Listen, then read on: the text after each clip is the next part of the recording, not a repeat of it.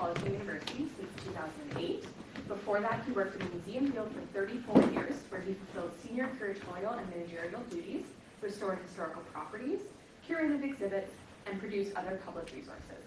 Carl has published extensively, including 6 history books, the most recent being a Mohawk memoir from the War of 1812, John Norton, Teyoninhokarawen. Pretty good. Oh, I'm impressed. His current book project is A History of the Creation of the Royal Ontario Museum. Carl's teaching at Toronto Metropolitan University focuses on museum history, curatorship, heritage management, material culture, and archaeology. Welcome, Carl, to Guelph Museums. Thank you for joining us tonight.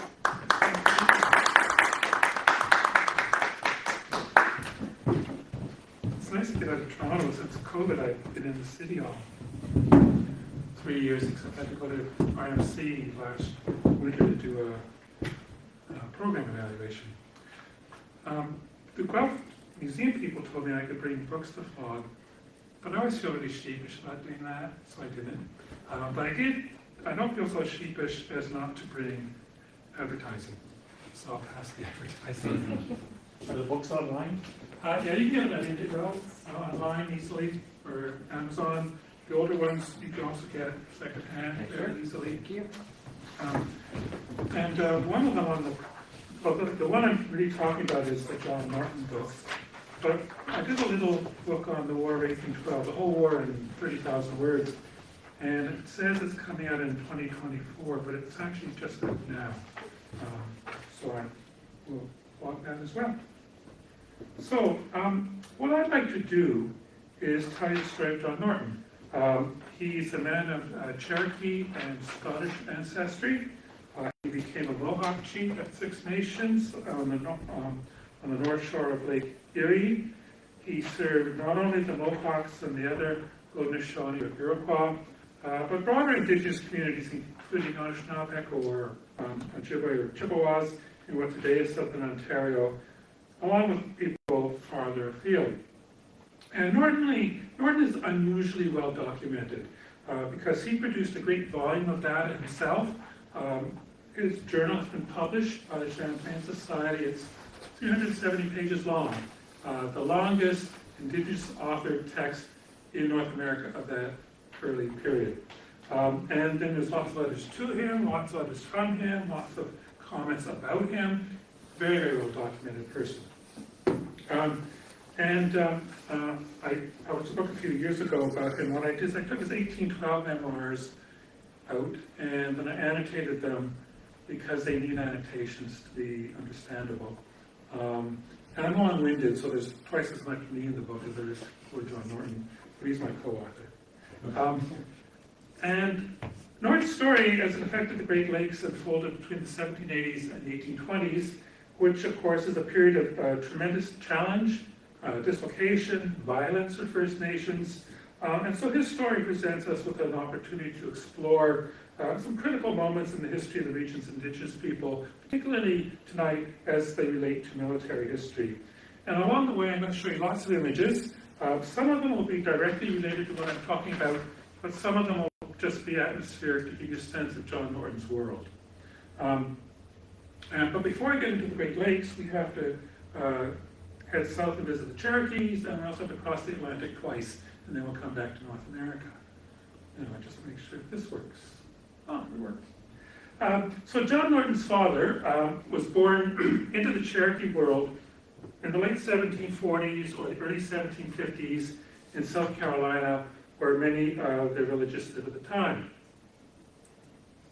Now, though you never know it, the Cherokees are part of the same large Iroquois language group as the Haudenosaunee and the Iroquois peoples from around southern Ontario and upstate New York.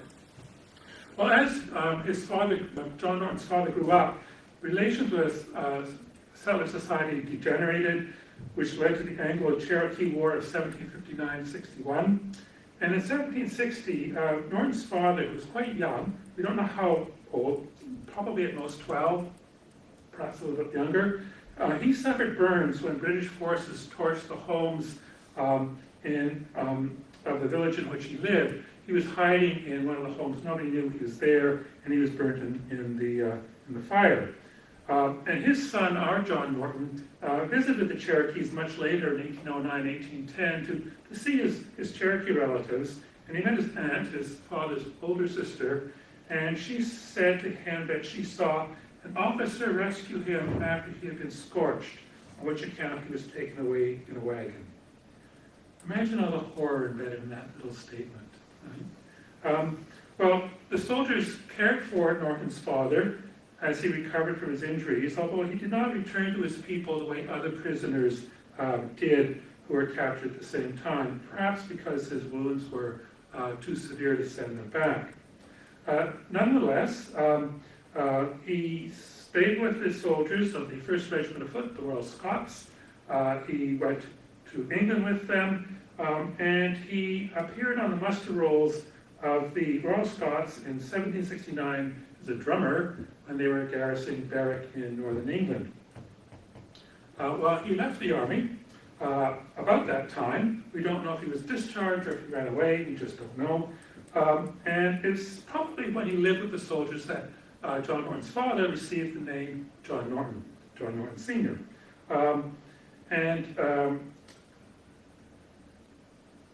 In Scotland, he married or otherwise entered a relationship with somebody called Christian Anderson, and this very quickly produced a son, our John Norton, who was baptized just before Christmas 1770 in Crail, which is northeast of Edinburgh, and I put a circle on the map so you can see where it is.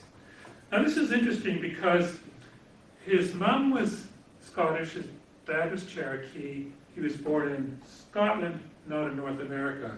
That's a double reverse from how most mixed race Indigenous white people came into the world. And this caused a lot of confusion, leading people to assume he was a fake, which he wasn't, or to say all kinds of crazy things about him, especially his enemies.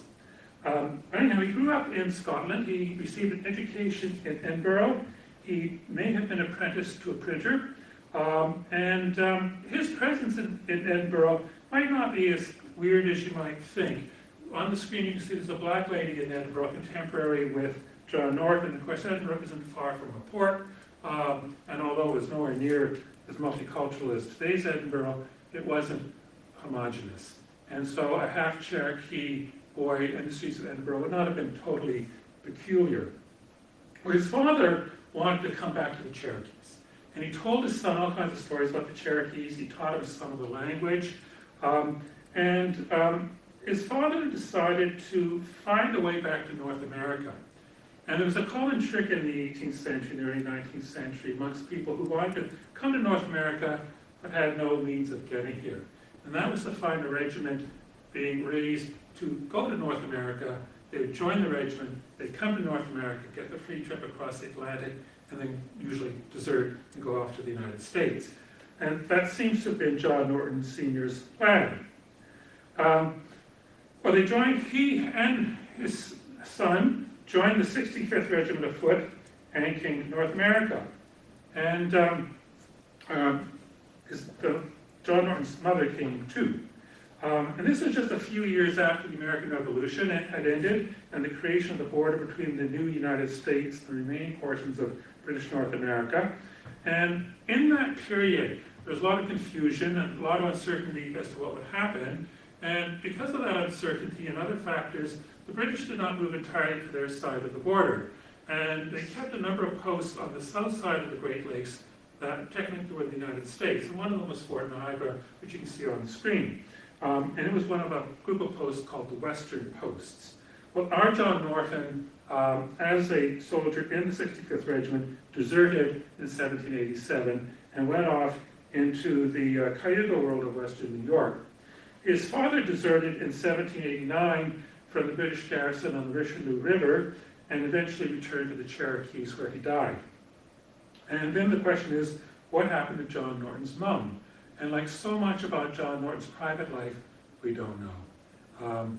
There's some evidence that she may have died on Grand River around 1805, but it's uncertain. So, like I say, Norton went into the Cayuga world of Western New York. He seems to have been really skilled at languages. He picked up Cayuga quickly. And in fact, when he was still in the army, he was acting as a translator between white officials and Indigenous officials, even though he'd only been in North America for a short while. Now, he had been learning Cherokee from his father, but Cherokee is very, very different from the languages up in this part of the world. The Cayugas were one of the people who make up the Six Nations Haudenosaunee. It's Mohawks, Oneidas, Onondagas, Cayugas, Senecas, and Tuscaroras. And if you look at the colored map, you can see the big blue bits, and the big blue bits are their territory before the American Revolution. The decades following John Norton's birth in 1770 were a period of tremendous horror and challenge for the Six Nations. So before the Revolution, all that blue bit was Haudenosaunee territory.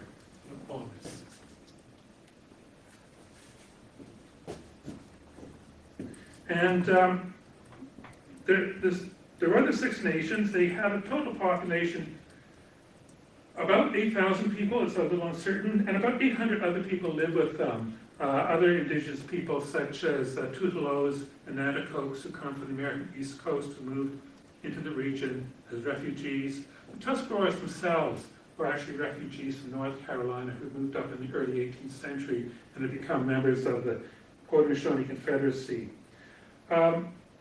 Some people had left the lands of the Haudenosaunee in the 17th and early 18th century to move up to the St. Lawrence River. They became part of the Seven Nations of Canada, and you all know the communities of Ganawake, Ganasatake, Haudenosaunee. Those are ancestral communities from those settlements, and there are some others. There are also some Haudenosaunee in New York who left and moved off to the Ohio country beginning around 1740, and they became known as the Mingos, a distinct nation. And that's something we never think about, is the formation of new nations in the indigenous world in the post-contact period. But that happened, and also some nations disappeared. Well, one of the greatest disasters in Haudenosaunee history was the American Revolution, whichever side they supported. Some allied with the Crown, thinking their interests would be preserved best if the Crown won. A smaller percentage allied with the revolutionaries, and many tried to stay neutral. And the balance of neutrality, pro-Crown, pro-rebel views varied tremendously as the war went on. During the war in 1779, the Americans launched a three-pronged attack into Iroquois, and they burnt 40 villages. And people got away, but the villages were burnt. In Haudenosaunee history, they talk about how Sullivan's army, the American armies, destroyed all their fields, very extensive fields around their villages, and they called it the war against the vegetables. However, it was devastating. It pushed people into starvation. It forced some to move to the east end of Iroquois into the Albany area as refugees living with the rebels, forced others to move to the Nonagot area to live as refugees where the Crown controlled territory. The following winter was terrible. There was starvation, there was disease, massive quantities of death. It was just an awful time for them. And after the revolution ended, about 2/3 of the Haudenosaunee in New York stayed, and about 1/3 moved to Canada. About 100 of them settled at Teyoninhokarawen, which is near Belleville, and about 1,800 settled on the Grand River. And the Grand River territories had been purchased by the Crown for the Haudenosaunee from the Mississaugas. And one of the things you can do is compare the color map to the black and white map. And between 1784 and 1784 and 1797, all this independent land was lost, and the Haudenosaunee were put onto these small reservations. And they were separated from each other by areas of European settlement. By the War of 1812, there was something like 128,000 settlers living in this part of New York, and the Haudenosaunee population was 5,000 or 6,000. So you can see how they were overwhelmed demographically by settlement. That took place so quickly after the Revolution.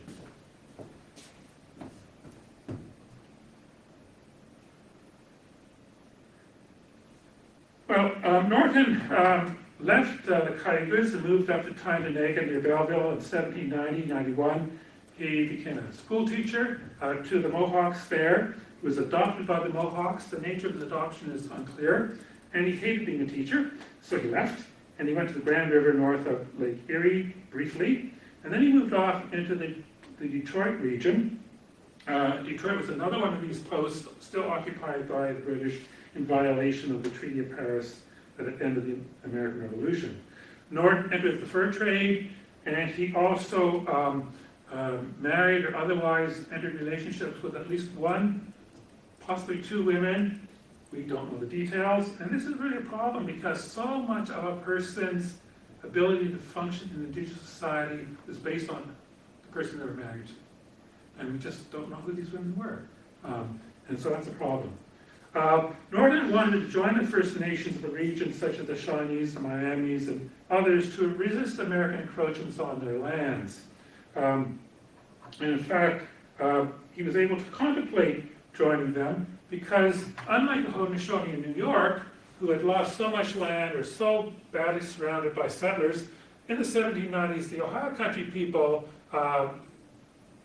didn't have a lot of settlers living close to them. The settlers were encroaching, but they had a lot of independent land, and the possibility in their minds that they might be able to fight to preserve their territories seemed a reasonable prospect.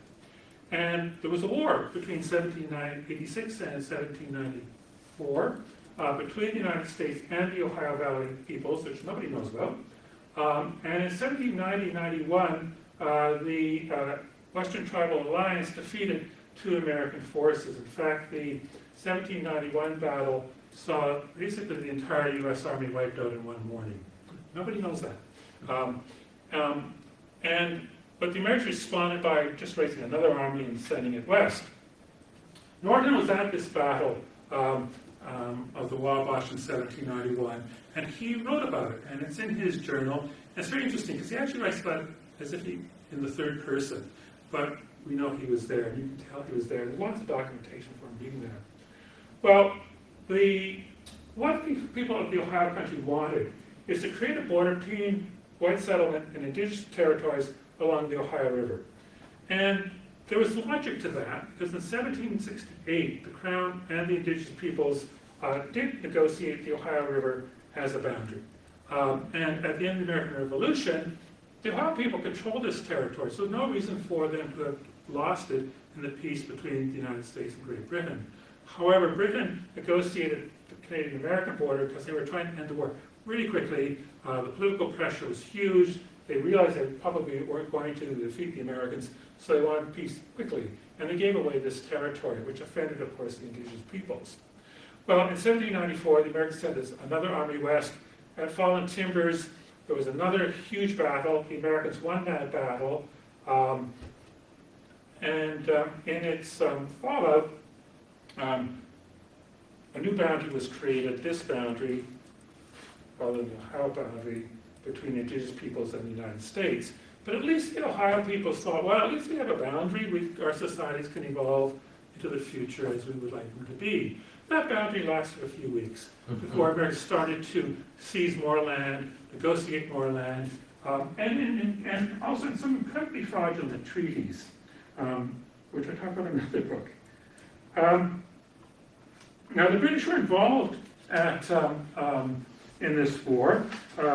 One of the things they wanted to do is see the indigenous people win enough battles over the Americans that there would be a negotiated settlement and an indigenous homeland would be created in this territory. Why did they want an indigenous homeland? Well, partly it was to undo the damage of the 1783 treaty that gave away so much of their territory, the indigenous territory. And partly, too, the indigenous territory here, allied to Great Britain, would be much better for Upper Canadian security than having the United States on the border.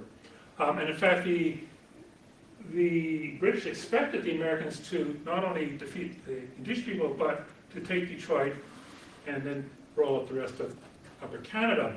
So one of the things they did is they actually built a fort 60 miles south of Detroit to stop the Americans from getting there. That fort was within a very few miles of that battle of 1794. Norton was in that campaign. Exactly where he was, though, is unclear.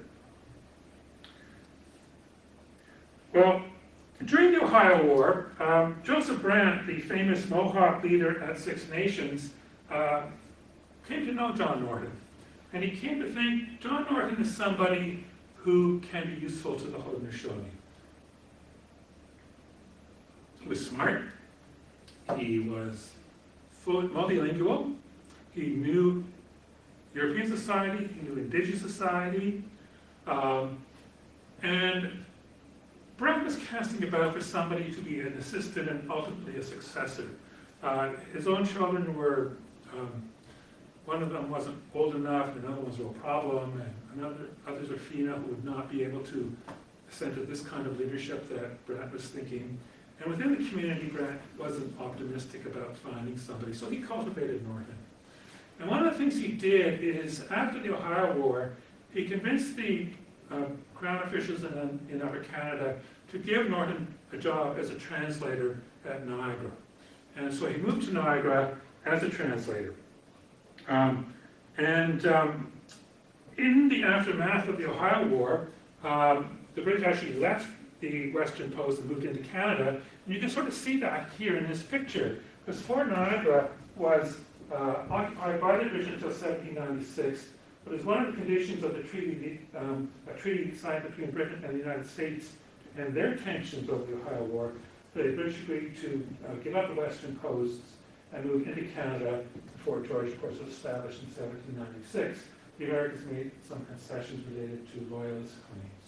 So Norton worked in this area. He lived in Niagara as a translator, but he also lived part of his time out at Grand River. And he worked for both the Indian Department as a translator and for the Six Nations. But then in 1799, he left the Indian Department, moved to the Grand River full-time, where the Six Nations Council asked him to take on a number of leadership responsibility in relationship to their dealings with white society. And he went through another adoption. This one's a bit clearer. Joseph Brant adopted Norton as his nephew. And Brant, as I said, expected him to take on a leadership role. And it's at that point he received his Indigenous name, Teyoninhokarawen, which means it keeps the door open. And it actually kind of captures his personality as I come to understand it over the last 30 years of researching him. Norton said it signified frankness and an open heart. And that also recalled the life of another Mohawk leader from 100 years earlier who had more or less the same name, who was a person who they thought at this time was Mohican, adopting into the Mohawk world, became a leader, and therefore there was a parallel to John Norton, the half-Cherokee, moving into the Mohawk world and becoming a leader. One of the great things about Norton, unlike almost everybody else who ever lived in history, he didn't tell lies. If he didn't like something, he just didn't talk about it. And you can see this when you read his journal, because his journal he didn't fully edit it. So there's a lot of wobbles and weird things in there, and you can catch him struggling with what to say, but he won't say things that are just patently untrue. He just doesn't talk about them. So that's something that strikes me about the idea of his name meaning frankness and open heart. Six Nations at the time was quite a multicultural kind of place. We get, of course, the Six Nations Haudenosaunee nations, as I mentioned, Mohawks, Oneidas, Onondagas, Cayugas, Senegas, and Tuscaroras. They themselves were quite diverse. There were people of other indigenous ancestries, there were people of black ancestries, people of white ancestries, all mixed in together. And then there are other people who went to live with them, such as the Toodles and Nanticokes I mentioned, Delawares, some Delawares lived with them. So a variety of other First Nation people lived on the Six Nations tract. And they also invited some white settlers in, often people who were closely aligned in interest to the Six Nations, or people had skills that they thought could be taught to Six Nation people, like blacksmiths. So it was quite a diverse place. And we have this census from 1785, and it's a little weird in terms of the terminology they use, but one of the things that's really interesting are the 53 Creeks and Cherokees living there. The Creeks are a neighboring southern indigenous people besides the Cherokees. So Norton's Cherokee ancestry isn't peculiar in terms of the Six Nations community that he moved into in 1799. And there are a whole bunch of little villages along the river. You get a sense of that from the map. Here's the Mohawk village Of course, you've probably all been there. His Majesty's Chapel of the Mohawks is still there, and you can visit Brennan's grave in the churchyard. There are other people from outside who are leaders in the Indigenous world. Another famous person amongst the Seven Nations down Montreal way was Louis Cook, who was half black and half Abenaki. He also was an adoptee and became a leader. Now, there were all kinds of different leaders in Haudenosaunee society. Norton was a diplomatic and an alliance chief, not a hereditary chief. There are different kinds of chiefs in the society. And the economy of Six Nations was quite different from what you learned back in the glory days of grade 4 about, log houses and corn beans and squash and all that good stuff. After 200 years of contact, most people were living in Europe. Houses outwardly look European, but inwardly they follow the floor plan of the longhouse with central fireplaces and vegetable on the side walls. Generally, Joseph Brandt's house was more of a European-style house. They still grew corn beans and squash. They still hunted. They still gathered. They still fished. But they also grew grains from Europe. They grew all kinds of European fruits and vegetables. They had orchards. They participated in paid work. Their economy was much more sophisticated than what you learned about grade 4. They had a huge pile of money which was invested in British banks, for example, at this time. And how the investments are going and whether they should go into safer investments or more aggressive investments. It was actually one of the council debates going on in the early 1800s when Norton was president. There also was quite a diversity religiously. A lot of people were still traditionalists. Anglicanism was fairly well established amongst the Mohawks in this community, and later on Methodism, of course, which is ancestral to the United Church, and other churches moved there. And also there were revitalizations of Indigenous faith that occurred at this time that changed the Indigenous faith. So there were sort of multiple variations of Indigenous faith being practiced. Norton and Brant were both active Anglicans and promoted that religion. They also believed in modernization.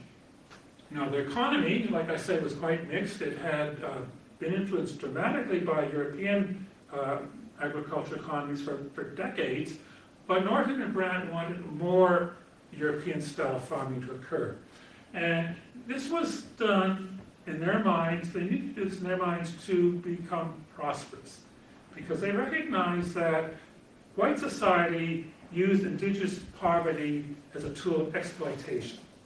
And so they felt that adopting European-style agriculture and rural industries and all that kind of good stuff would give them enough prosperity, not just for the quality of life they could enjoy, but to give them independence, to enable them to exercise independence.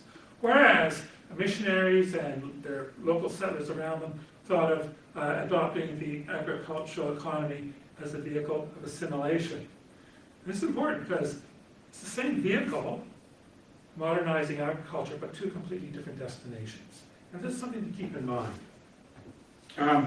Another big issue was what was the nature of Haudenosaunee ownership of their territory?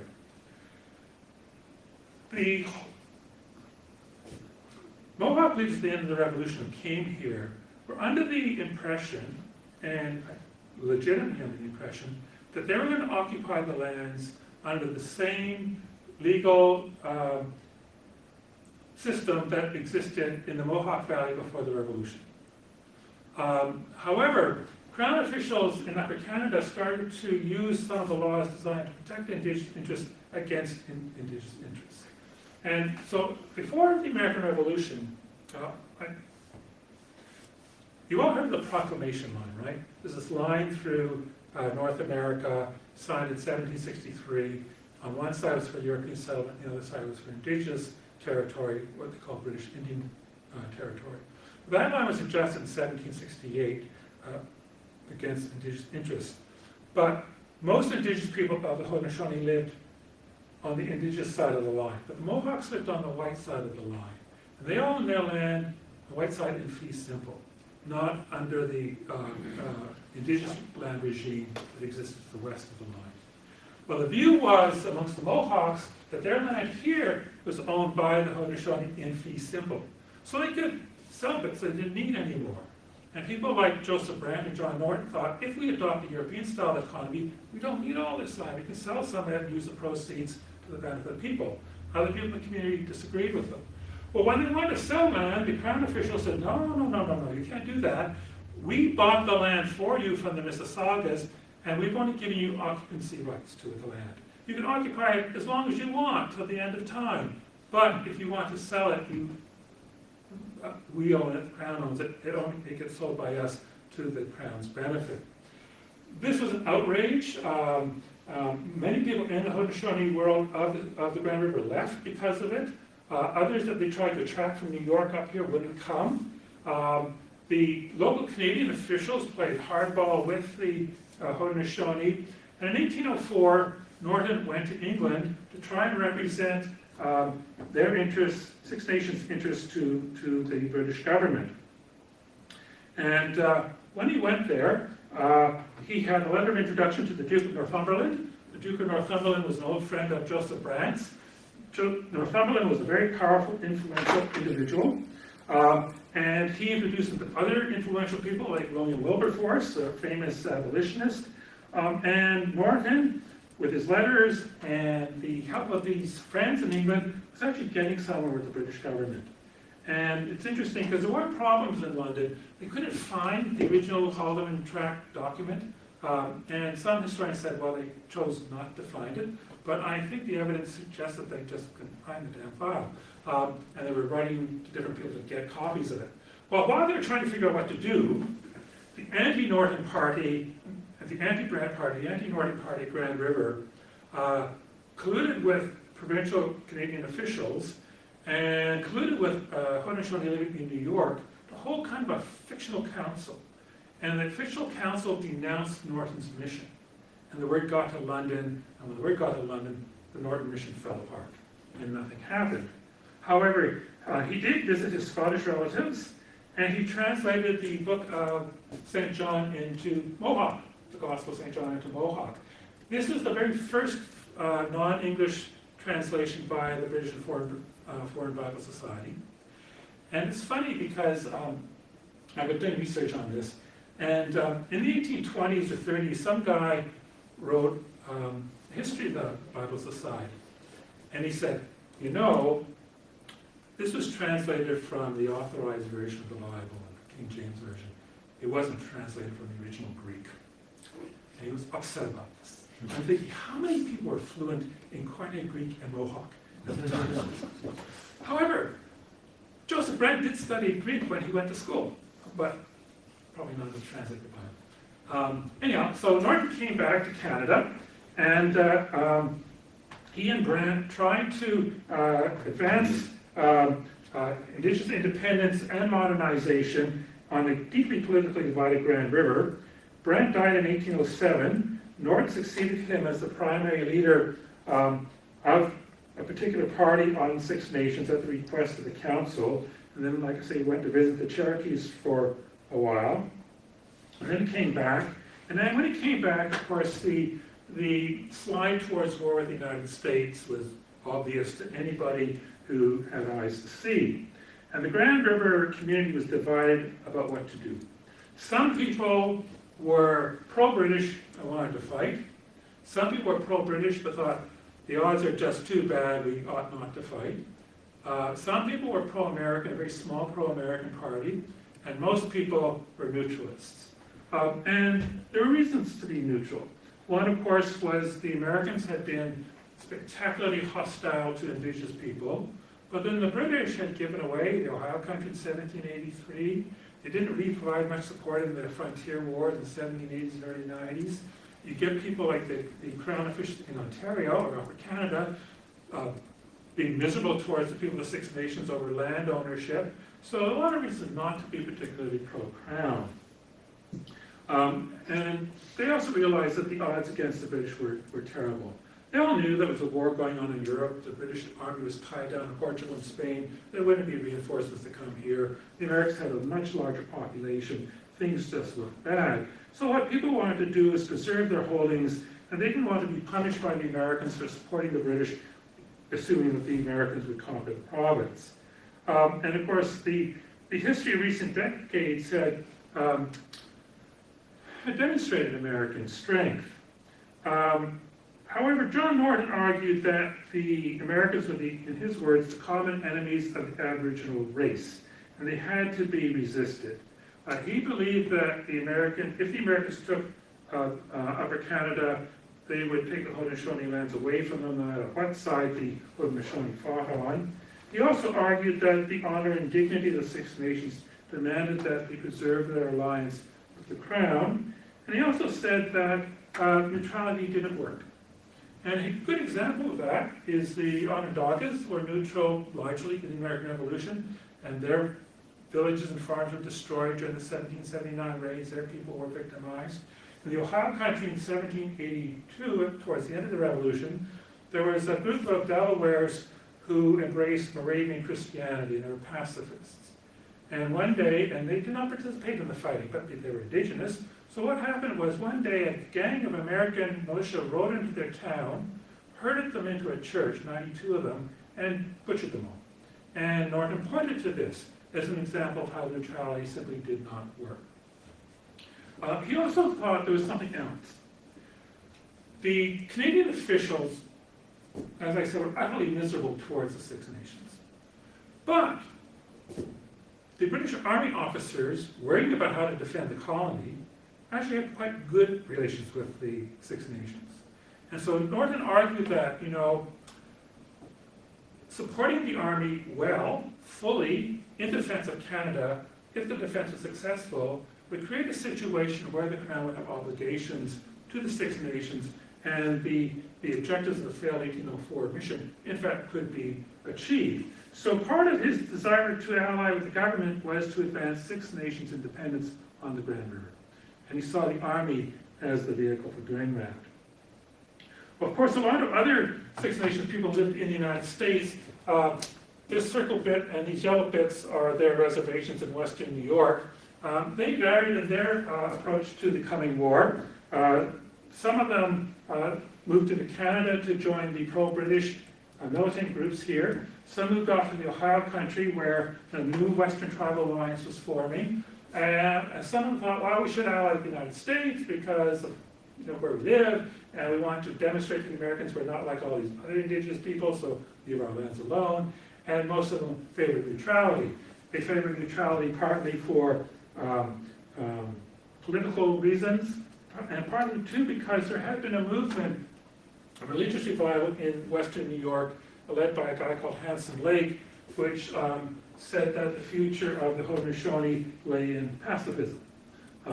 He pointed to 200 years of engagement with European conflicts had only been a source of misery for Six Nations people, so they should stay out of wars. And when we contemplate the coming of the war in the West compared to the Haudenosaunee, it's quite different. So we have the Haudenosaunee in New York with one political geographical context responding to the war one way, the Haudenosaunee in Canada in a different political context, also responding in a different way from their New York relatives, and then in the West, an altogether different response. And in the West, two different responses. In the eastern part of the Old Northwest, where all this land that you see here had been alienated, a new confederacy formed around Tecumseh and Tenskwatawa. Tenskwatawa was his half-brother. He was a prophetic figure, whereas Tecumseh was a military and political figure. And so in our society, we understand the political military figure, but not so much the religious figure. So the religious figure doesn't get enough attention in history, and Tecumseh gets a lot of attention. All Tecumseh all the time, it seems. Anyhow, an alliance formed of various nations in this region to resist American expansion. In fact, a war between the United States and these people broke out in 1811, about 7 months before the Anglo-American War broke out. So it was only natural when the Anglo-American War broke out that these guys would ally with the British against their common enemy. Out here in the upper Mississippi, where there's tremendous land lost, you can see, the upper Mississippi tribes also began to form an alliance to resist the Americans. And they too went to war with the Americans in 1811, in almost sort of a parallel war to this one. A lot of people from here went here but these were actually two distinct regional wars. And when we think of the War of 1812, in many ways it's good to think about it from an Indigenous perspective as multiple wars of 1812, depending on where people lived. Now, there are other factors in play. Some people wanted to resist the Americans, but they didn't like Tecumseh-Tenskwatawa. They objected to their agenda.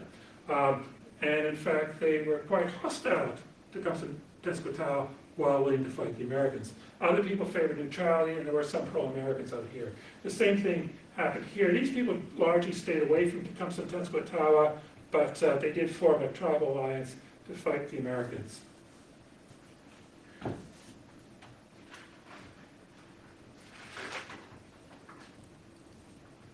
Basically, what all these people wanted was an independent Indigenous homeland, free of white intrusion, where their societies could evolve into the future on their own terms and at their own pace.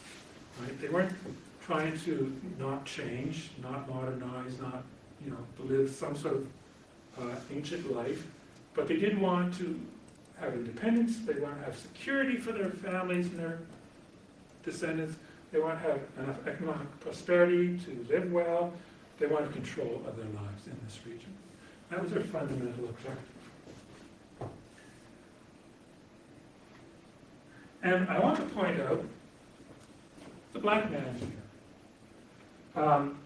That just reminds us of what I said a few minutes ago about there being a certain multicultural quality to Indigenous society in this Great Lakes region. Who is this guy? Well, we don't know. But what we do know is that quite a few black people who ran away from their enslavers ran into the Indigenous world to seek freedom there, as opposed to, say, coming to British North America. Also, people simply married into the communities, or free black people chose to live with them, just like some white people went to live with them. So there was a fair amount of diversity. This picture is really naive. The artist is not a professional, he's an amateur, but he tried really hard to document details. So although the picture's kind of goofy, there's good documentary value in it. And the tricky bit when we look at these things is to find the good bits that we can use and learn about the past, and not be made so cynical by the goofy bits that we lose the good bits. That was my little museological rant there. Okay, so the war broke out, and the first bit of real fighting on the Canadian front occurred on the Detroit River. What happened was, when the war broke out, shortly afterwards, the American sent an army across the border at Windsor, or Sandwich, commanded by Brigadier General Hull, and the British responded by trying to concentrate forces in the Amherstburg area to resist them. Quite seriously outnumbered by the Americans, but they did put up a good show. At the same time, Tecumseh's warriors from down here moved up into this region to ally with the British. And of course, you remember from grade 7 or 8, that famous meeting between Brock and Tecumseh and all that good stuff. That meeting actually happened. Well, with the movement of warriors up in here, very significant number of warriors, plus the concentration of British troops, the Americans withdrew back to Detroit. And they tried to open some communications lines to the south, where Tecumseh's guys were roaming around, where British troops were crossing the river in aid to them. And at two engagements, Brownstown and Magwagwa, the Americans were unable to open their communications lines. And this was a real problem. And then the other thing that happened at the same time is up at the top of Lake Michigan, the British captured the American fort of Mackinac. And that promised to bring in the northern tribes into the war as British allies. So the American commander in Detroit was extremely nervous. Norton was present. And it's interesting because when the war broke out, the vast majority of the people at Six Nations chose neutrality. And so when Norton went west to meet with, to support the British, he only had 30 warriors with him. 30 out of the community's 400 or so warriors went west with him. The rest were neutral. As you all know, of course, when Isaac Brock advanced on Detroit with Tecumseh's forces too, before they got close enough for any real shooting to happen, Hull surrendered Detroit. He also surrendered his army, and including troops that weren't in Detroit with him, but troops were out here, and he surrendered the Michigan Territory. Massive, massive British Indigenous victory with virtually no losses. And this is important because in Indigenous views, a costly victory was more or less equivalent to a defeat. Their populations were small, they could not afford to lose people, they could not lose an army and replace it. Each individual had a status that was important in the community, maintaining lives was important, so losing a lot of people represented defeat for them, even if they achieved their objectives. Hull's deep surrender suggested to Tecumseh's alliance that maybe the Old Northwest, in fact, could be separated from the United States, and maybe the dream of that independent homeland could be achieved. So it was a real high point in the war from the Western tribal perspective. The other thing is the magnitude of the British Indigenous victory meant that the Six Nations people thought, well, the British do in fact have some fight in them, and the vast bulk of Six Nations warriors came into the war after Detroit as British allies from Grand River. Also, too, a lot of other people, such as Detroit River Indigenous people and some of the people like St. Clair Way, who had been neutral at the outbreak, came into the war as British allies. And a lot of them actually decided to ally with John Norton. He had impressed them in the Detroit campaign. But the next major thrust was at Queenston Heights. And of course, you all know the Battle of Queenston Heights, big British victory, but the big British victory in which Indigenous people played a role. And you look for them on this picture and you say, where are the Indigenous people? And you might be charitable and say, oh, well, they're here in the bush. But that's baloney, of course. They've been written out of the picture. But in the Battle of Queenston Heights, the situation was the Americans came across, they captured the heights, the British counterattacked, and you know the story, Brock was killed, and the British counterattack failed. The Americans secured their position on top of the heights, and the British sent troops from the north from Fort George, and from the south from Fort Erie, to concentrate against the Americans at Queenston Heights. Well, to stop the Americans from consolidating up there effectively, whatever forces the British could get down there to hold them close to the edge of the cliff went, and the most important force were 160 Six Nations warriors, almost all of whom followed John Norton.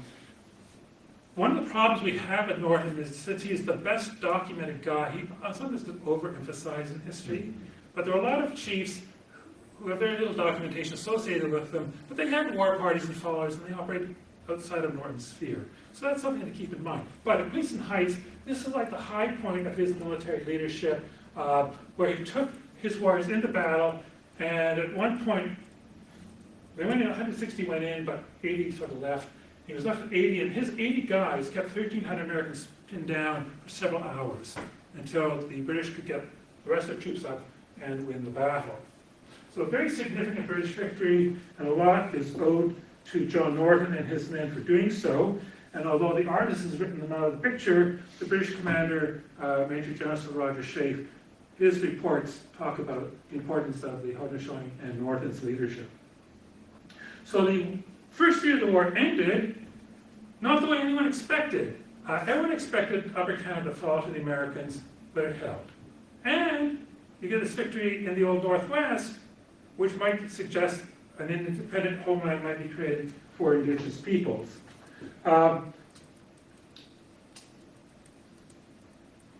However, not everything went as well as everyone thinks it did. The Americans did have some victories down in this region against native villages, and the beginning of 1813 went quite badly for the British and their allies. In April, York fell, Toronto, and also at the same time an attack against the American naval base at Sackett's Harbor failed. In May, the Americans captured Fort George, and when they captured Fort George, they moved inland British retreated from the Niagara Peninsula to Burlington Heights, where Dunderry Castle is today, and they sort of hunkered down there, thinking, what do we do now? So as the first part of 1813 unfolded, things looked very bad. But things did improve. Once the British withdrew from the Niagara Peninsula, the Americans occupied Fort George, Fort Erie, and other positions. The Six Nations pulled out of the war at this point, again, because they thought the British were going to lose. They were worried about the Americans being able to launch a punitive expedition against the Six Nations communities on the Grand River.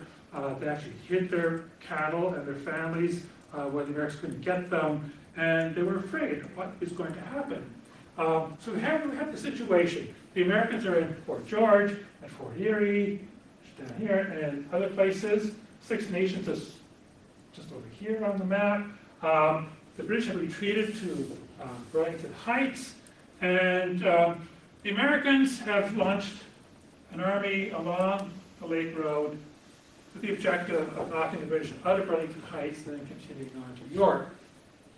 At this point, Norton was with the British forces. He had all of 11 to 12 followers at this point, and several hundred Six Nations warriors came from Grand River and sort of camped nearby. The question was, what were they going to do? And everyone was nervous. And this is one of these great places in Norton's journal where he doesn't want to tell a lie, but he doesn't like what's happening, so he doesn't talk about it, but he didn't quite write it out of his journal.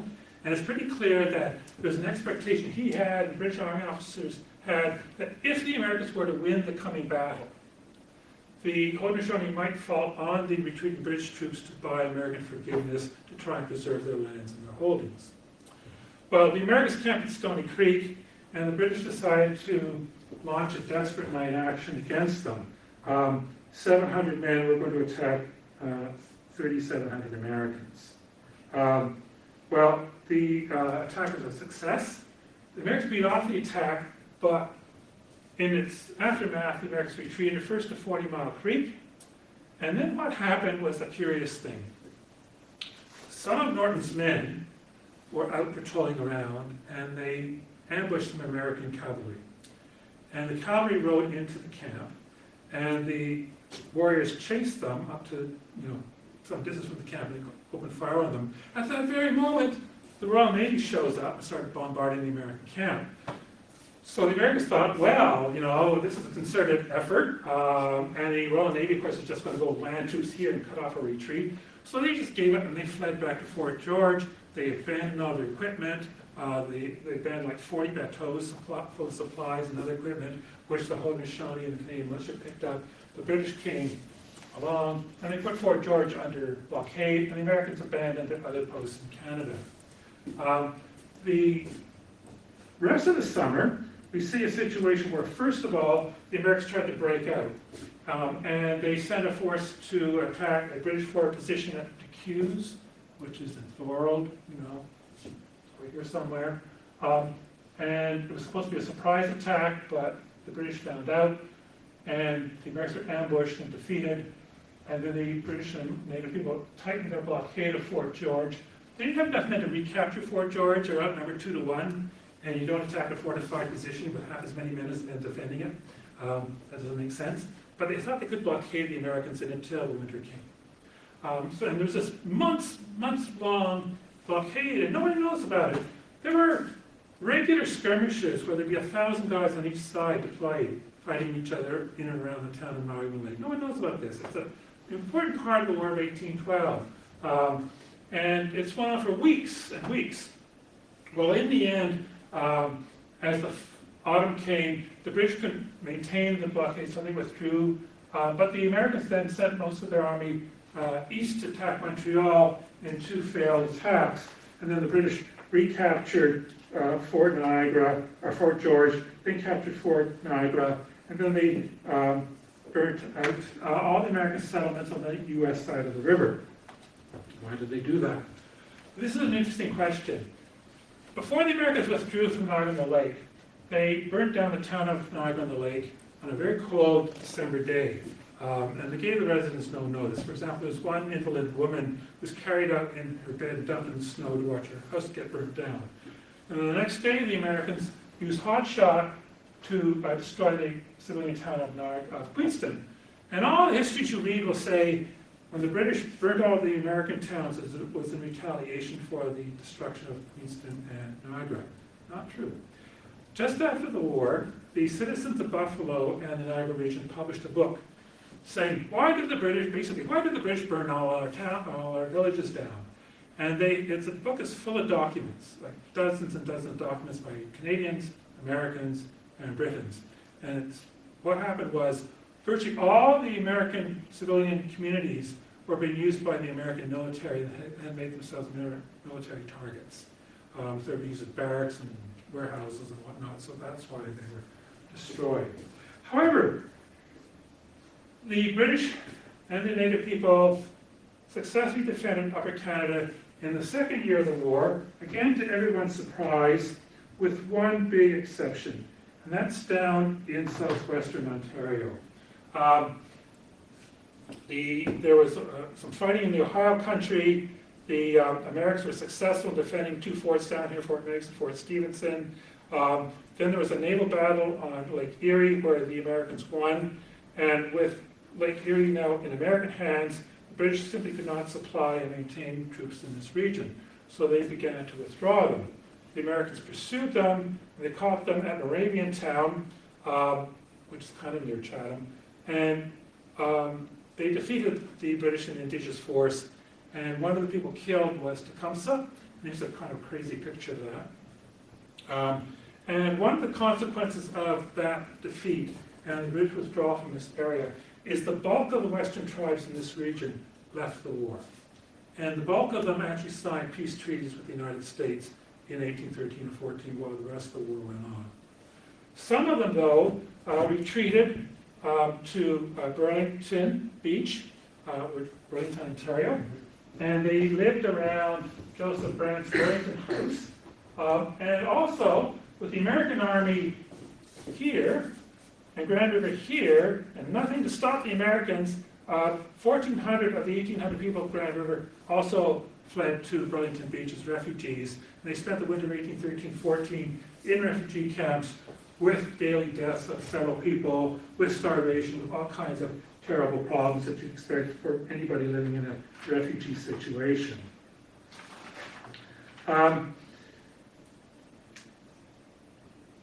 1814, the political dynamic of the war changed quite a bit. The reason Britain wasn't able to defend Canada very effectively in the first 2 years of the war, although they did pretty good with the small number of troops they had here, was that most of the army was fighting Napoleon. But Napoleon was defeated in the spring of 1814. And this meant the British could send large quantities of troops to North America. And the Americans recognized two things would happen. One is Canada would be reinforced and the American East Coast would be attacked. And the Americans realized that if they were going to succeed in their war, which had the conquest of Canada as a fundamental objective, they would have to conquer at least Upper Canada before all these reinforcements got here. And they launched an invasion across from Buffalo to Fort Erie, which is down here, captured it on the 3rd of July, 1814. They moved north. They defeated the British at Chippewa. They moved north up to Queenston Heights, and they were going to attack the British who were hunkered down in strength at Fort George. And all the Americans needed was the U.S. Navy on Lake Ontario to show up to help. And the amazing thing is the commanding officer of the U.S. Navy, Chauncey, said that the Navy had higher calling than just supporting the Army. And he didn't show up. Meanwhile, some of these reinforcements of Britain were starting to get through. And there were a lot in Burlington and also 40 Mile Creek. What's Grimsby today, I think? Does anyone know that? Anyways, something like Grimsby. And so the Americans are in Queenston Heights, the British at Fort George, they also had Fort Niagara, which had captured, the British at Burlington, 40 Mile Creek. So the possibility of these British reinforcements swinging behind the Americans on Queenston Heights was quite serious. So the Americans pulled back. The British pursued them, and they met at the Battle of Lundy's Lane, which is also called the Battle of Bridgewater, which is in Niagara Falls. There's a graveyard on the site now. And it was a very odd battle. The Americans technically won the battle tactically, but strategically they lost it.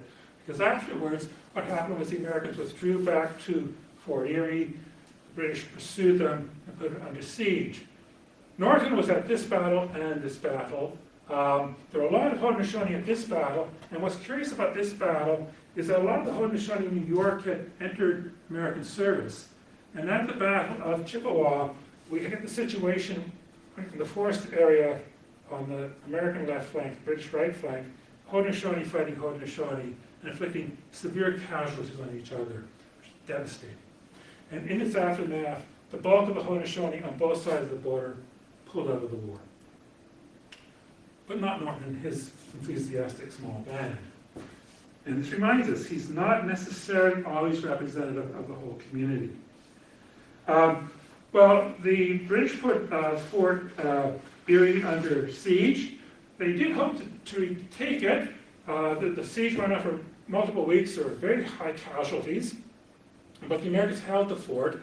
And as the cold weather came, the British withdrew further north. And this is a terrific map of the topography at the time. And Norton was there. But the Americans could hold the fort, and in November 1814, they simply blew it up and withdrew back to the U.S. side of the border. So Upper Canada survived the third year of the war, again to everyone's surprise. And there's fighting elsewhere, but I just want to focus on Norton. Norton went back home to the Six Nations, and he, like everybody else, were thinking about what's the 1815 campaign going to be like? But of course, there was no 1815 campaign because the United States and Great Britain negotiated a peace treaty. And that's the Treaty of Ghent.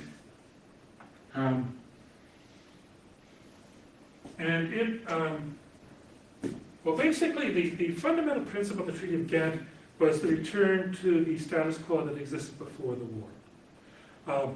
And Article 9 in the treaty returned Indigenous peoples to the rights that they had before the war as well. Now this is interesting because the Old Northwest Indigenous population wanted an independent homeland, so they wanted to change the situation from the way it was in 1811. However, most of them had in fact negotiated peace with the United States in 1813 and 14.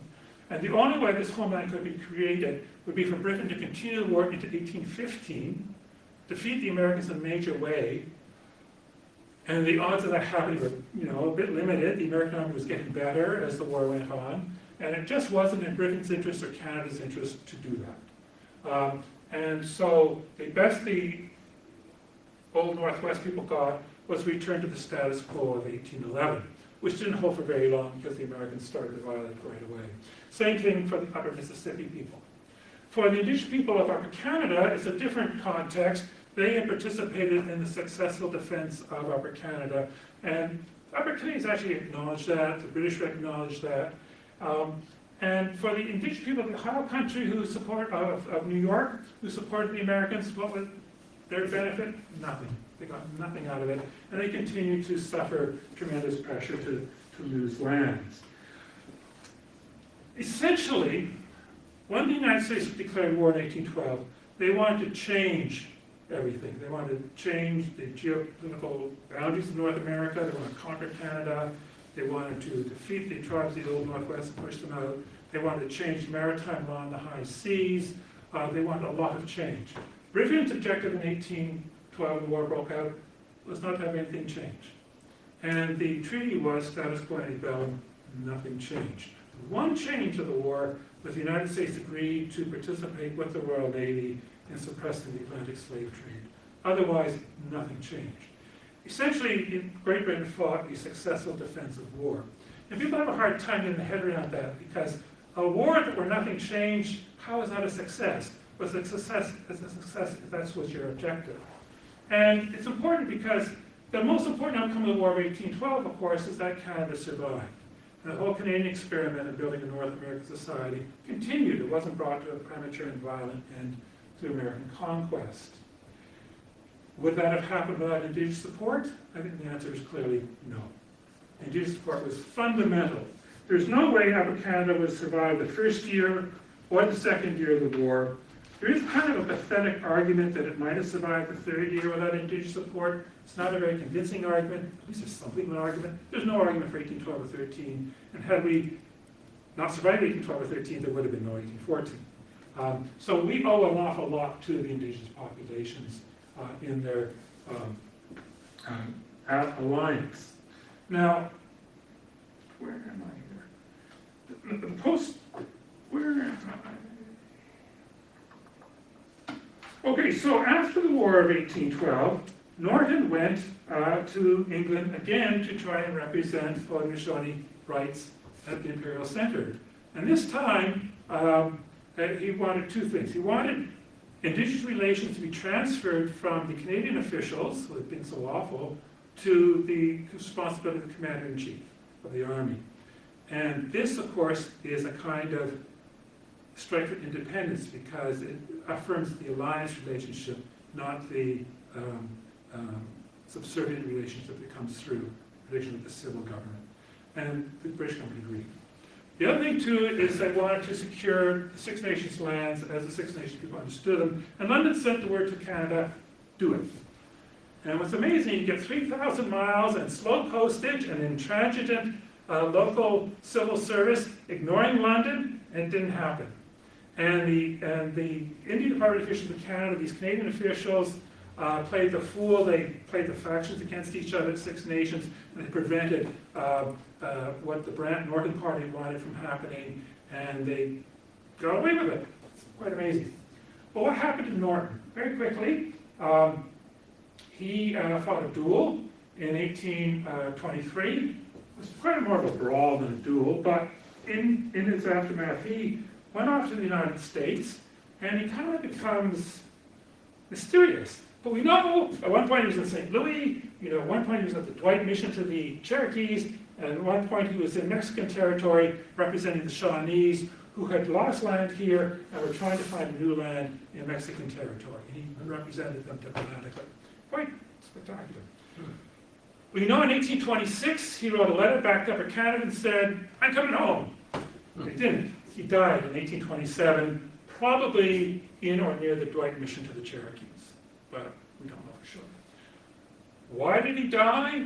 It probably was something ordinary, because we have a letter from 1828 from a missionary who says, and by the way, John Norton died last year.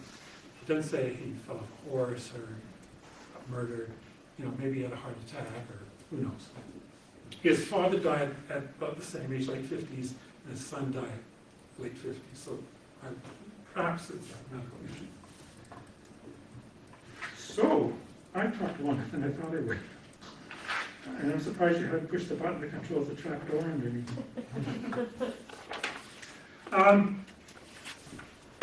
Here's our last slide. This is one my students always like. There's way more about the Norton story than I can tell you in a short presentation, even though it's a long-winded short presentation. But I hope I've given you a sense of the place of the Indigenous society in this era and some of the challenges faced by the First Nations, the Great Lakes of his time period. And some things to take away from it.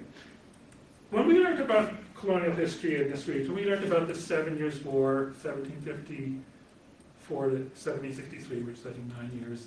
We learned about the Pontiac War. We learned about Lord Dunmore's War, the American Revolution, the Frontier War, the War of 1812. And to us, in our mindset, they all are nice, logical wars. And in a Indigenous perspective, they might be seen as one 60-year war for the Great Lakes, for independence, for sovereignty, for control over the way they live and how their societies will evolve. And I think the 60 Years' War concept is actually a very nice concept. Another thing that happened is after the War of 1812, Europeans just flooded into this region. Upper Canada in 1812 had probably 70 or 80,000 settlers. By Confederation, there were over 1 million people here. And the Indigenous population did not grow very substantially. The pressure for Indigenous land was huge, and people were cheated out of their land.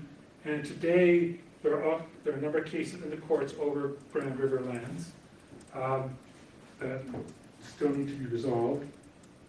The other thing too is, as with modernization in the 19th century, white society could intrude into native ways to a degree that it couldn't do beforehand.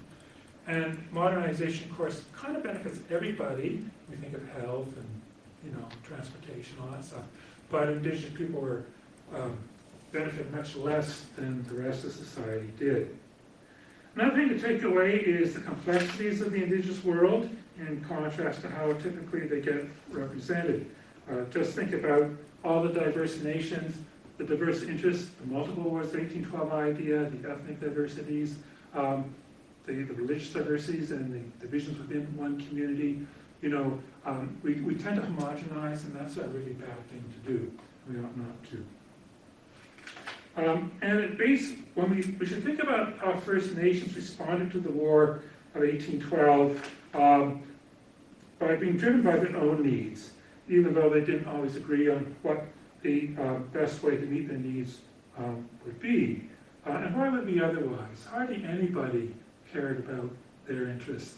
And of course, it was only natural that they would care about their children, their future, care about oppression, care about treaties that have been broken, and this sort of thing. Well, I will stop. And there's, I think, a little bit of time for questions. I want to catch the 9 o'clock train back to Toronto. I have, an in-basket that's throbbing at me, and so I really would like to get to it tomorrow morning rather than spend the night here. So, questions?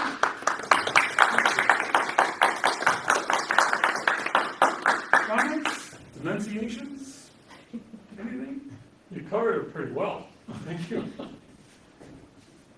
There was one character that I've read about in history there that I'm wondering that you hadn't touched on. His name was Johnson. I can't remember his first name. There are a whole mess of John Johnson. I guess John Johnson. He became a governor of New York at one point in time, but he was quite supportive of the Six Nations and of the Indigenous societies. William Johnson. He was the Superintendent General of Indian Affairs for the Yes. Northern Department. Yes. He died in 1774. That's why he's not looking about our Okay. presentation. You mentioned that some of these are still in court today. Is that what's going on? Yeah, so there's a lot of Six Nations. Well, it's not around Ontario. Mississauga and New Credit did a settlement 12 years ago or something. I forget what it was, and the price was $300 million, $500 million. The Six Nations claims in the multiple billions.